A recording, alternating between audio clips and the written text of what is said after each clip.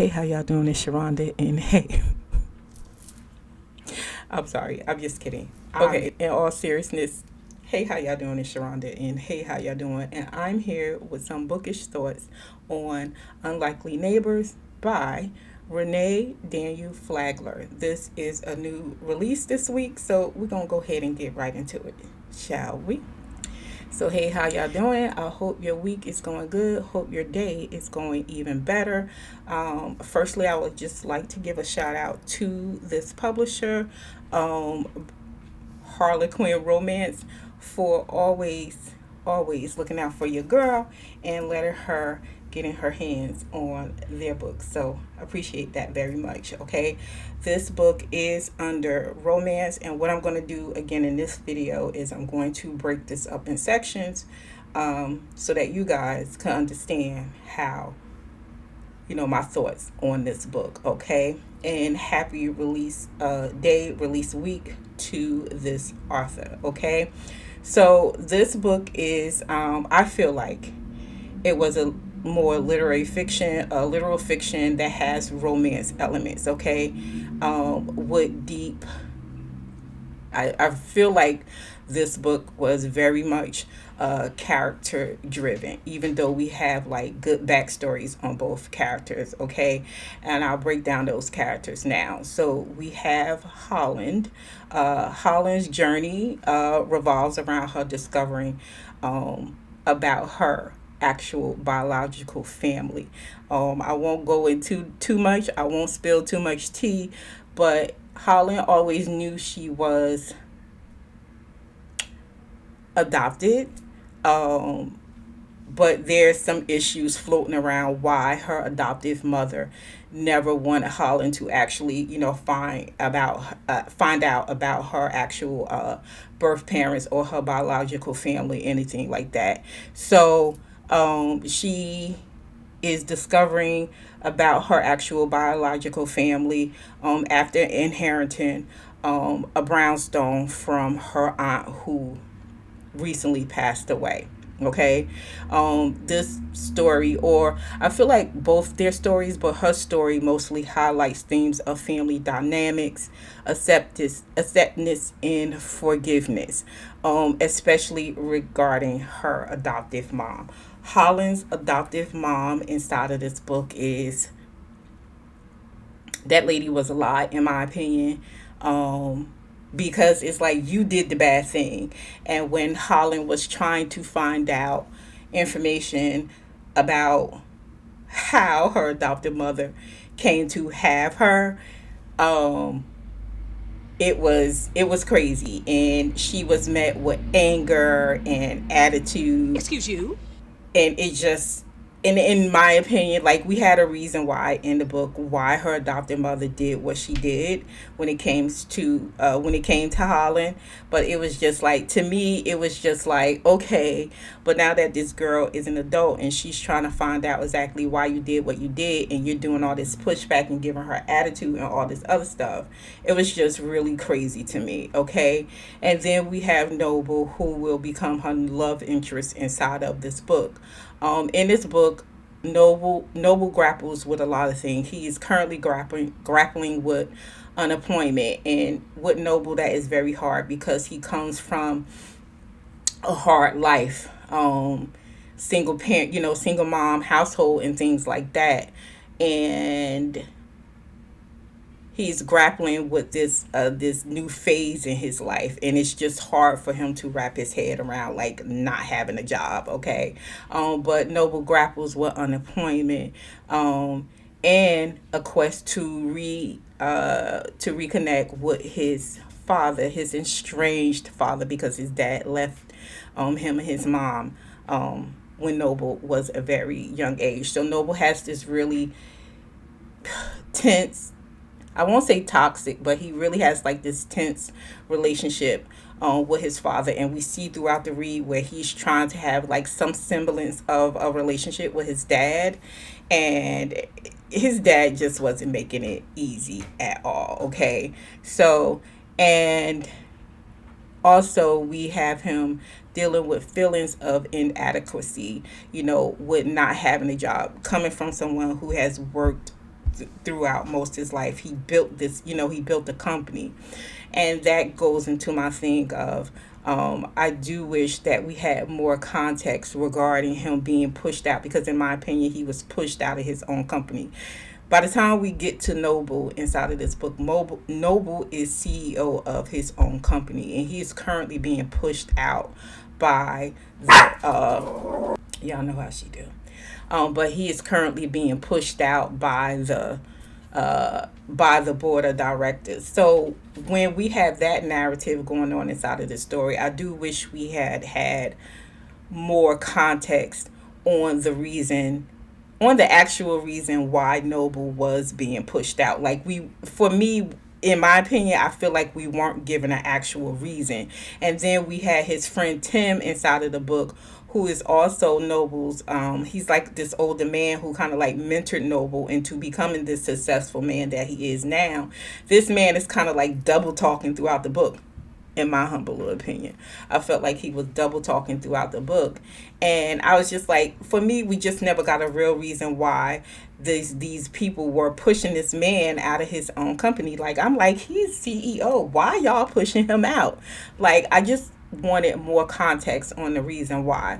So throughout most of the read, while what I was saying before I was so rudely interrupted, this man was telling Noble to do other things, like, take a vacation, invest in other things, do other things. Okay, yeah, he could be doing these things while he is still CEO of his own company. What a formula, what a recipe, not a formula, but what a recipe from his fucking grandma. So I'm just like, and I'm okay. Anyway, we needed more context. So I also feel like if we would had like more context of why Noble was being pushed out, this would have gave us like a more in-depth part of the story. I feel like we got a lot of runaround with that. I do like that the author did give us dual POVs inside of this book, having both Noble's and Holland's perspective highlighted their bond throughout this read, because I feel like it was, for both of them, it was rooted in this mutual need, in this need, in this thing of having some sense of belonging, some sense of home. It extended way beyond the attraction that we got between them on page, because both Holland and Noble come from very traumatic backgrounds.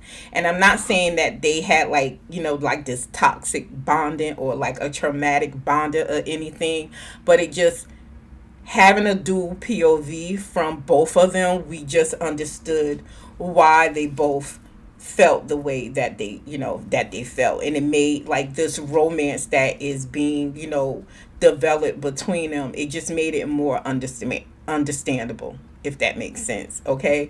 I do feel like their romance evolved quickly.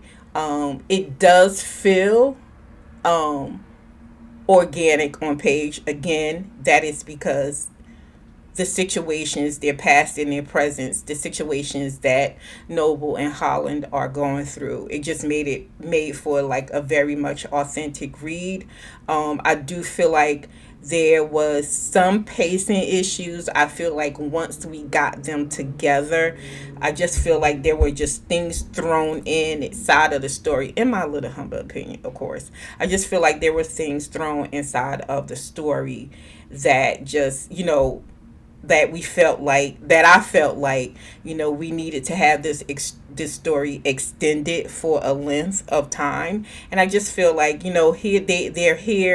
they're together, they're working through their issues, separately and together. So I just feel like by the time we got to the end of the book, we didn't need like this additional mess that was going on. We kind of get like this third act breakup, and I was just like, why are we here? Because we don't need to be here. Okay.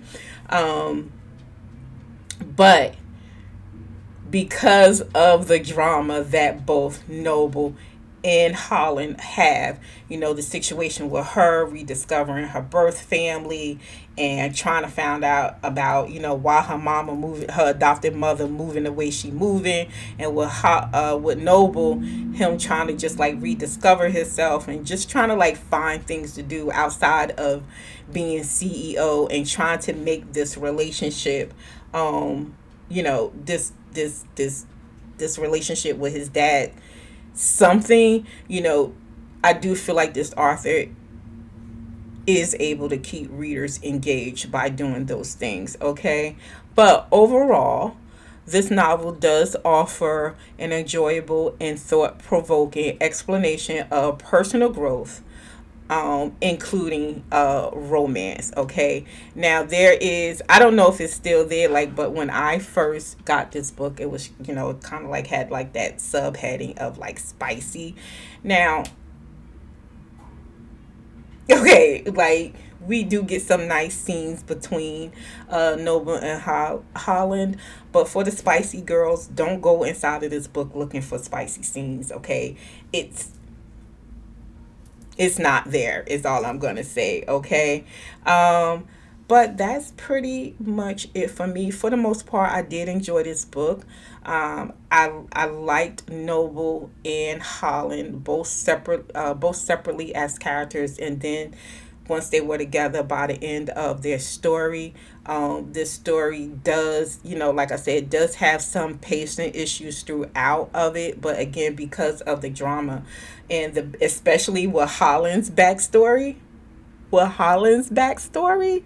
oh my God, okay, good job, Miss Flagler, good job, okay, because I was just like, what's gonna happen?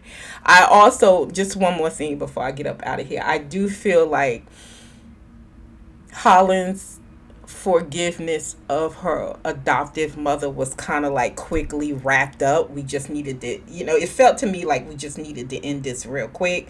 And I did not like that. I would have liked more of a conversation between Holland and her adoptive mother. Like I said, the reason that she gave, like I understood it, but it was just like it was just like too neatly wrapped up in a bow. I needed more of an in-depth conversation on page, and I also feel like Holland was very much pushed, especially by her other adopted sister and her friend, like, hey, this lady raised you, you just need to go ahead and forgive her. But it's like, no, honey, there's context there, okay? The reason why this lady did what she did, like, no. No. But at the end of the day, overall, Unlikely Neighbors, I feel like is a good read. I enjoyed it. And if you like kind of like drama, kind of like family secrets, things of that nature, with little romance, romance elements thrown inside of the book, then I would definitely say check out Unlikely Neighbors. And that is it for me. And until the next one, later days. Bye.